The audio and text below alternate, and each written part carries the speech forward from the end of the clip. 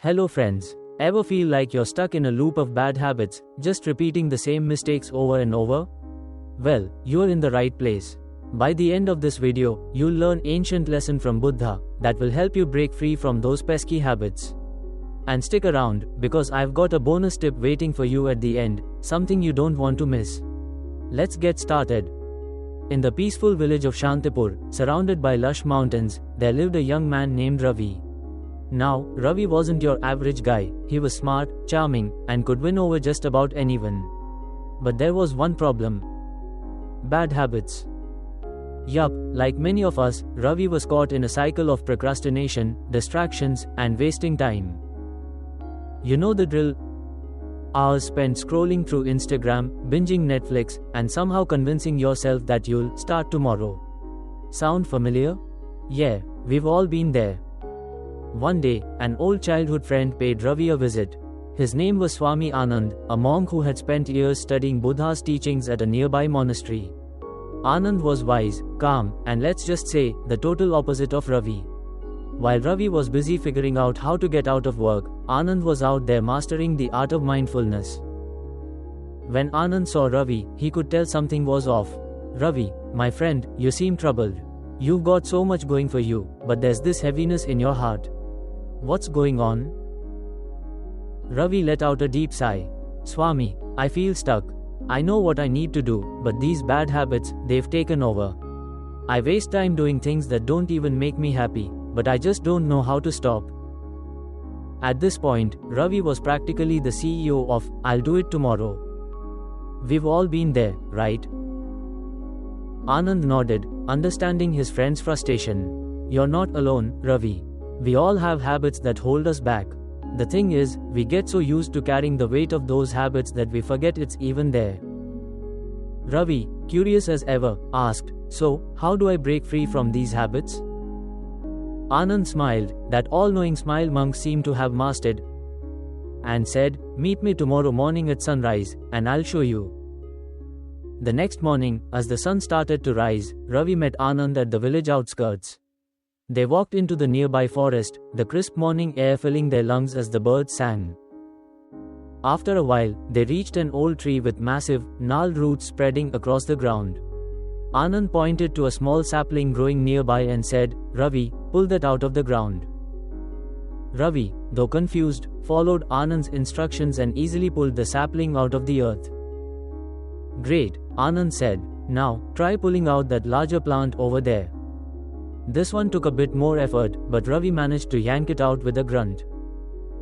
Finally, Anand pointed to the ancient tree, the one with roots that seemed to go down to the center of the earth, and said, "Now, uproot this tree." Ravi stared at the tree like it had just sprouted overnight. "What? That's impossible. This tree has been here forever. There's no way I could pull it out." Anand smiled again. "Exactly. Bad habits are like this tree. When they're small, like the sapling, they're easy to remove. But when they grow unchecked, their roots run deep, and the longer we let them grow, the harder they are to uproot. Kind of like when you say, just one more episode, and suddenly it's 3 a.m. and you're still watching. Yeah, those are some deep roots." Ravi stood there, processing what Anand had said. His bad habits hadn't always been this overwhelming. They started off small, just a few minutes of procrastination here and there, a little extra time on his phone. But over time, they had grown, entangling his actions and mind. Anand continued, "This is where many of us go wrong. We let our bad habits grow without realizing how much power they have over us. But remember, nothing is permanent. Just like this tree grew from a small seed, you can, with patience and mindfulness, remove even the most deeply rooted habits." Ravi, now feeling both hopeful and slightly desperate, asked, "But how do I even begin?" Anand sat down beneath the old tree and motioned for Ravi to join him. "The first step is awareness. You need to observe your habits without judgment. What triggers them? What emotions are tied to them?" He continued, "Next, you must practice mindfulness. When you feel the urge to indulge in a bad habit, pause. Take a deep breath. In that moment, ask yourself, do I want to keep feeding this habit, or do I want to choose a different path? Every time you choose awareness over impulse, you weaken the roots of your bad habits." Ravi nodded. taking it all in. For the first time in years, he felt like there was a way out, a way to change. And here's your bonus tip: the key isn't in fighting your bad habits head on. It's about gradually replacing them with better ones. You don't have to uproot the whole tree at once. Start small, just like how you build a house brick by brick. Build new habits one choice at a time. Over the next few weeks, Ravi began practicing mindfulness. Whenever he felt the pull of his old habits, he paused, took a deep breath, and made a conscious choice. Slowly but surely, the power those habits once had over him began to fade, and a new sense of freedom and peace filled his heart. And that's the secret to breaking free from bad habits.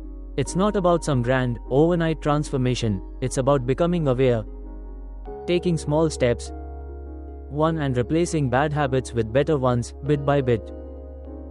If you found this video helpful and want more motivational content like this, don't forget to like this video and subscribe to my channel, The Spark of Inspiration. And hey, if you're ready to dig even deeper, check out this playlist for more wisdom on mindfulness and self-growth. Thanks for watching, and remember, small steps lead to big changes.